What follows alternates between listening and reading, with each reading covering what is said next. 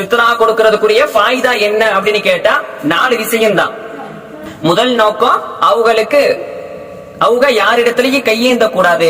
2வது நோக்கம் அவங்களுக்கு முழுமையான முறையில சந்தோஷத்தை தரணும் அப்படிங்கிறது தான். 3வது நோக்கம் சொல்றாங்க, நம்ம நோன்பு நோற்று அதுல சிறிய சிறிய தவறு இருக்கும்ல, நம்மளுடைய நோன்புல சில புறம் பேசியிருப்போம், சில குறைகளை ஏற்படுத்தியிருப்போம், அந்த நோன்புக்கு பாதகமான ஒரு செயலை செஞ்சிருப்போம். இப்படிப்பட்ட ஒரு நிலையில அந்த ஃபித்ர் பணம்ங்கிறது ஈடு செய்யும், அதற்கு சமமாக ஆக்கும் அப்படின்னு சொல்லி 3வது நோக்கமா சொல்றாங்க. 4வது நோக்கம் என்னன்னு சொன்னா, நம்ம நோக்கக்கூடிய இந்த நோன்பு நம்மளுடைய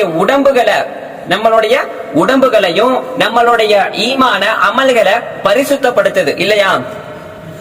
சாப்பிடாம இருக்கிறதுக்காக எவ்வளவோ நன்மைகள் இருக்குது. அதே